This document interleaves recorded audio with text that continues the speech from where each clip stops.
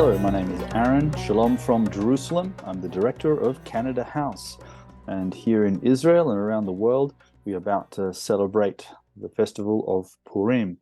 And at this time, Jewish people will gather in their families, they'll gather in their communities, in their synagogues, and they'll read the scroll, the book of Esther.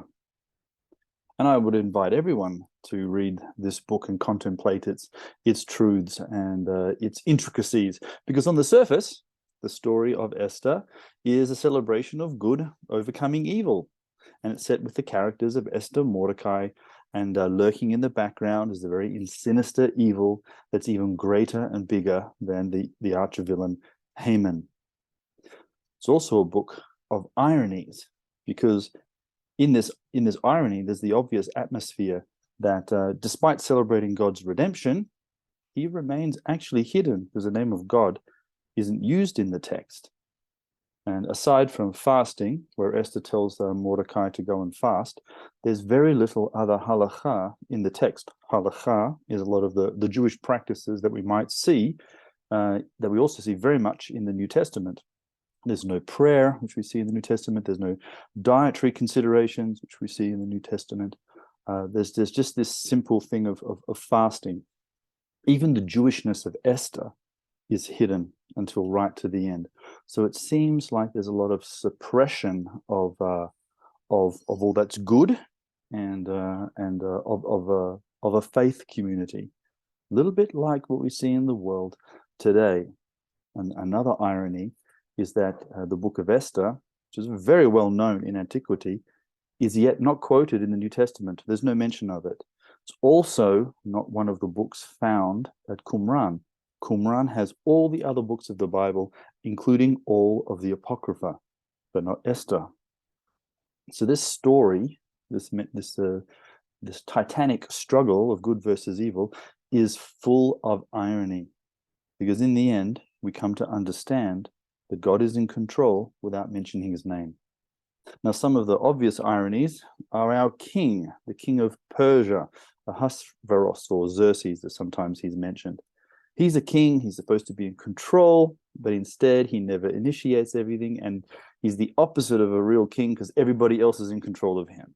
His wife refuses to do what he has to say, and his servant Haman manipulates him into giving a decree. Even Esther manages to tell him what to do. Mordecai, when he meets Haman, doesn't bow to Haman in chapter 3 and doesn't rise to him in chapter 5. So it doesn't matter what Haman does, Mordecai does, Haman is always upset. It doesn't matter what we do to the world, they will always be angry at us because they don't like the truth. Now, Esther and Mordecai from the tribe of Benjamin. Now, that's clear. And Haman is from the tribe of Amalek. He's an Agagite that King Saul did not destroy in 1 Samuel 15. And so we see an ancient battle being played out again. Who's Amalek? This takes us all the way back to the Exodus chapter 17, where the people of Israel had just been redeemed from Egypt. And as they're on their way to Mount Sinai, they're questioning, is God actually with us? We can't see him. And then the enemy comes. Amalek comes to try and make them slaves again. And God says, I'm going to have war with Amalek from generation to generation. In the encounter in Exodus 17, Moses holds his hands up and redemption is given. But God is there behind the scene. And in the Greek translation of the Old Testament, which we call the Septuagint, it translates Exodus 17, where God says, by the hidden hand, God will have war with Amalek. That is, can't always see how God operates against evil, but he does. He does. He always confronts evil, and he always supports the good. And that is very much real, even if we can't see it.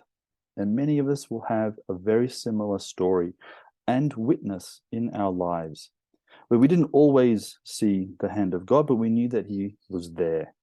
We didn't always see the way he supported us, We do see him bring us through trials and tribulations and ultimately defeat evil.